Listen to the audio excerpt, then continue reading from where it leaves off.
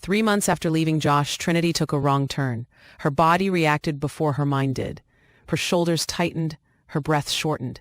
She began calculating the additional distance. 3 miles, maybe 4. She imagined the question waiting at home. Where did the mileage come from?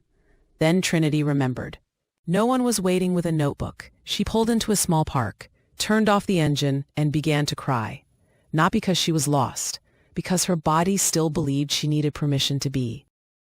The first night at Celeste's did not feel like freedom. Emma called it an adventure. Ethan asked when they were going home. Trinity answered carefully. "We are staying here while the grown-ups work through some things." "Is Daddy mad?" Emma asked. "Daddy is having big feelings. Are you mad?" Trinity looked at both children. "I am making sure we are safe and calm." She did not ask them to keep secrets. She did not tell them their father was dangerous. She did not make them responsible for comforting her. After they fell asleep, Trinity sat beside the bed and pressed a towel over her mouth as she cried. Leaving had not erased 9 years. Josh had brought her food during residency, held her hand through labor, slept upright beside Ethan's crib during a fever. He had also tracked her, questioned the children, read her private messages, hidden a device in her medical bag. Trinity wanted one truth to eliminate the other. It would have made the decision easier, but both were real. Love did not make the control harmless. That night, Trinity stopped asking whether the marriage had contained good memories. She asked whether those memories were enough reason to return to harm. The answer was no. By morning, Josh had sent 43 messages. Some were angry, some apologetic, some affectionate, some accusing, some invoked the twins, some promised change. Each tone activated a different part of Trinity. Anger made her want to defend herself. Grief made her want to comfort him. Love made her remember. Promises made her imagine a way back. She began typing a response, deleted it, started another, deleted that too. Mara called before Trinity sent anything. He is offering whatever emotion might reopen access. What if he means it? He may mean every message while he writes it. That sounds worse. It means sincerity in a moment is not the same as sustained accountability. Trinity looked at the screen. For 9 years, Josh's emotions had functioned like instructions. If he was worried, she reassured him. If he was angry, she explained. If he was hurt, she apologized. If he felt abandoned, she returned. She muted the notifications, not because she felt nothing, because she had stopped allowing every feeling to become an order.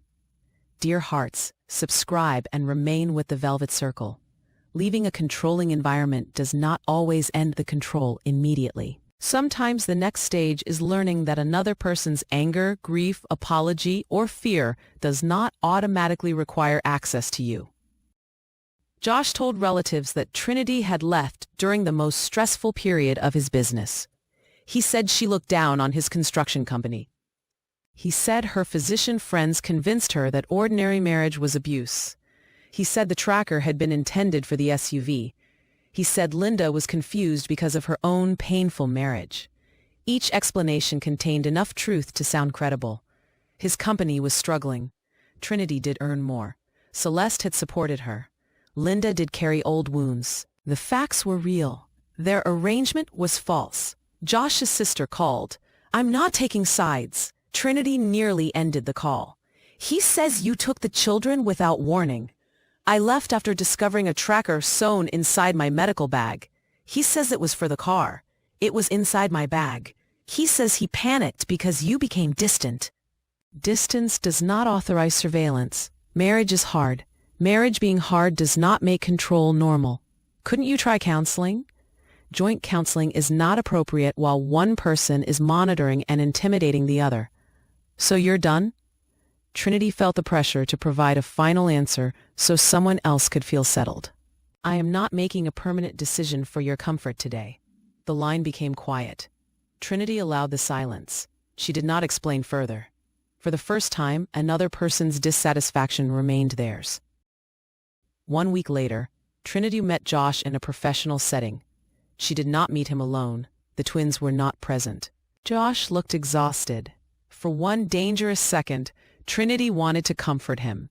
Then she remembered the tracker chirping inside her bag. "You look like you haven't slept," he said. Trinity said nothing. "I know you think I'm a monster. I think your behavior became controlling and unsafe. I never touched you. Physical violence is not the only form of abuse. I was scared. So was I. I thought you were leaving. I began preparing to leave after I discovered you were monitoring me.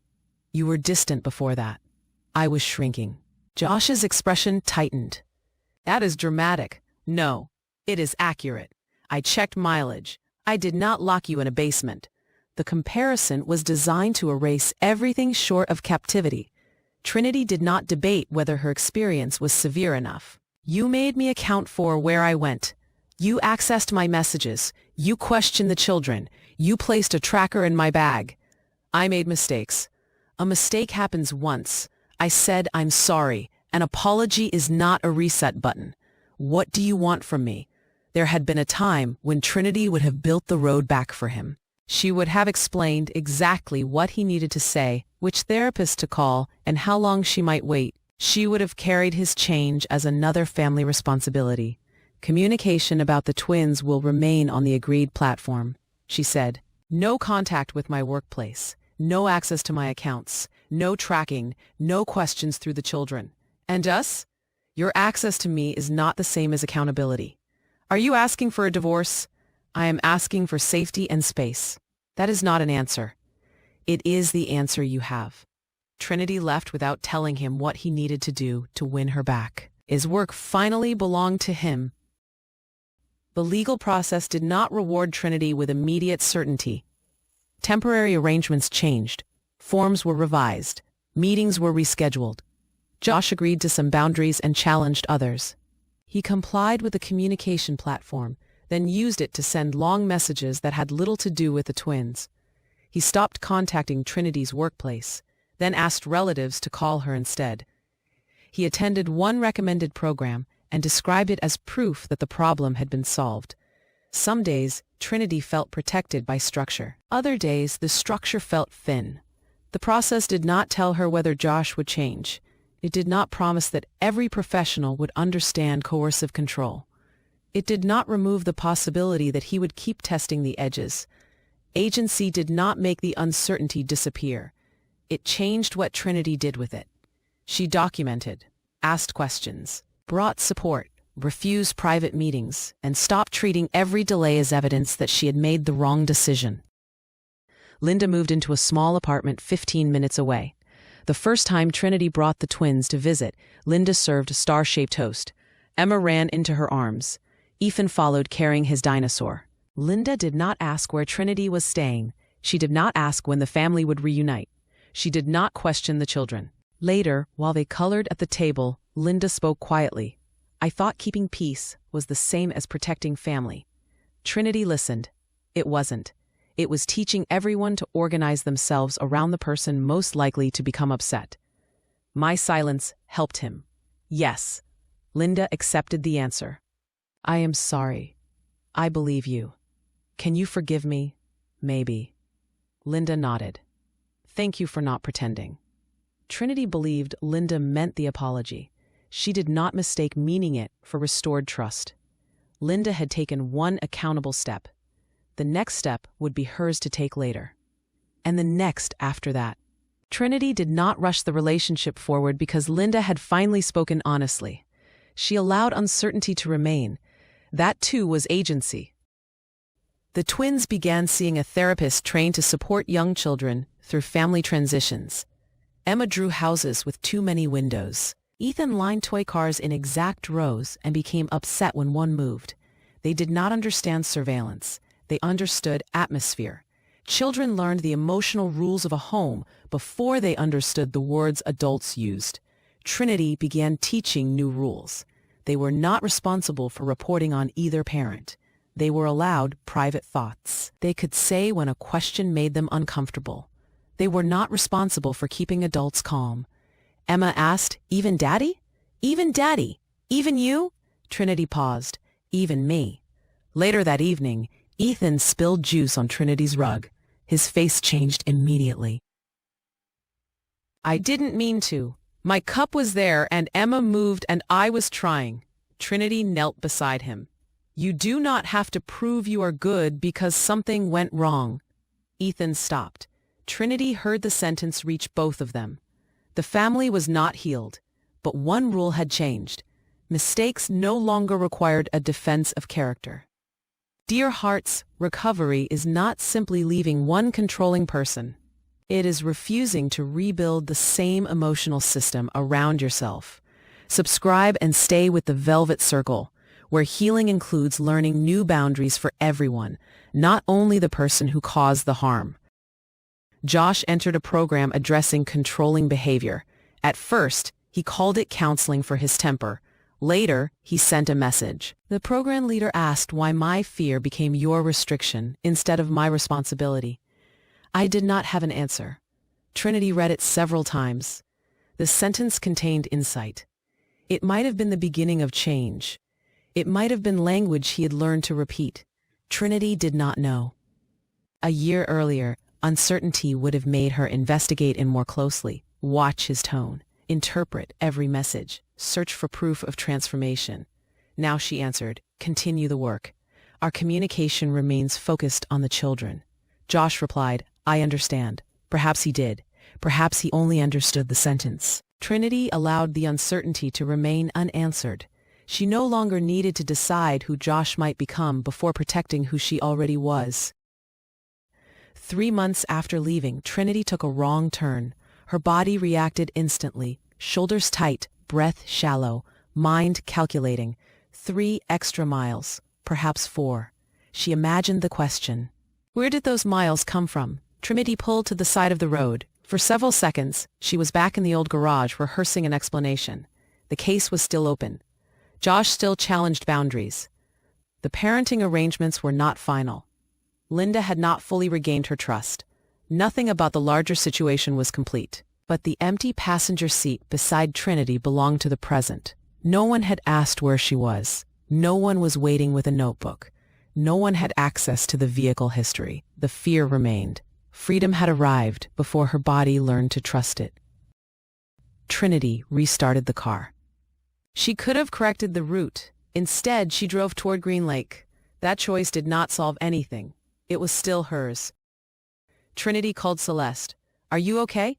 "Yes." A pause. "I took a wrong turn." Celeste waited. "And?" Trinity looked through the windshield. A woman walked past with a dog. 2 teenagers laughed near a bench. Rainwater shone across the path. Nothing dramatic had happened. No ruling, no apology, no final agreement, no promise that Josh would stop. "And nothing," Trinity said.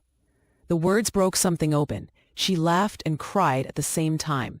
For years, a wrong turn would have become evidence. Now it was only a wrong turn.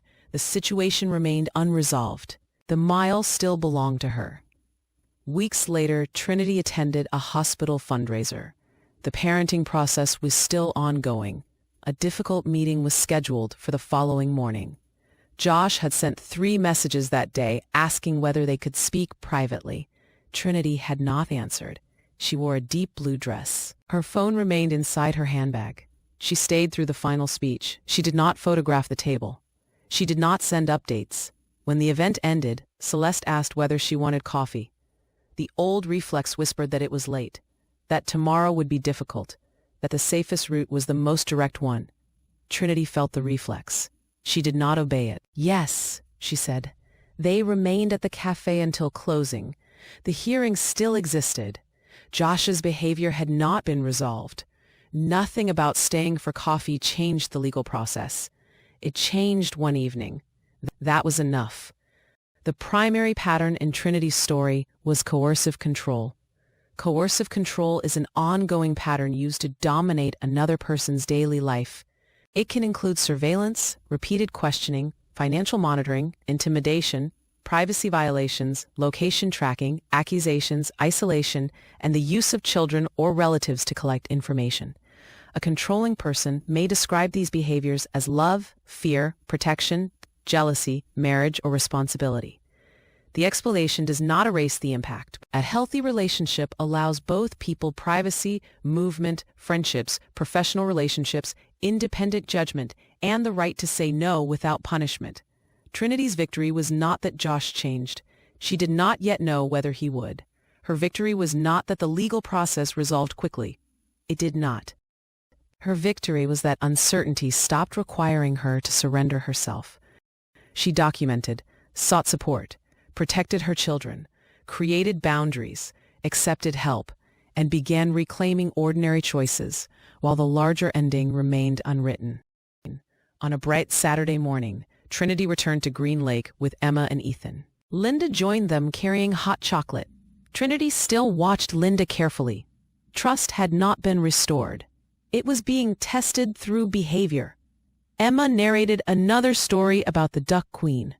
Ethan raced leaves beside the path. They stayed 20 minutes longer than planned, then 40. Trinity's phone buzzed once inside her coat. A message from the parenting platform. She did not open it immediately. The message would still be there in 10 minutes. The children were laughing now. Trinity remained. As they walked toward the car, Emma looked up. "Mommy, where are we going next?" Trinity looked toward the road. "I don't know yet." The case was unresolved. The future was uncertain. But that answer no longer frightened her. Trinity started the engine. The odometer changed. 1 mile became 2, then 3. Josh had not agreed with every boundary. The court had not issued every answer. Linda had not fully earned back her trust. The fear had not disappeared. But none of those unfinished things could make the road belong to someone else. For years, Josh had treated every mile as something Trinity owed him. This mile required no explanation. The first mile was hers. So was the next one. Visual cue, P3A16. Dear hearts, perhaps no one has ever checked your mileage. Maybe they checked your phone, your bank account, your clothing, your friendships, your work schedule, your location, your facial expression. Maybe they demanded explanations until avoiding ordinary freedom felt easier than defending it. The object being checked is not always the real issue. The deeper question is this: have you been required to surrender your freedom to manage someone else's reactions? Your situation may not be resolved. The person harming you may not understand. The institution may not respond quickly. The safest option may still require time, planning, support, and patience. You are still allowed to notice the pattern. You are allowed to document what is happening. You are allowed to seek confidential support. You are allowed to prepare before announcing a decision. You are allowed to say no. Agency does not begin only after everything is fixed. Sometimes it begins while the ending is still unwritten. Her story is fictional. The pattern is real. Dear hearts, thank you for spending this time with us in the Velvet Circle. If you haven't already, subscribe and become part of the family. See you in the next story. One final question. Did you see yourself or someone you care about in this story? If so, don't stay quiet. Tell someone and ask for help.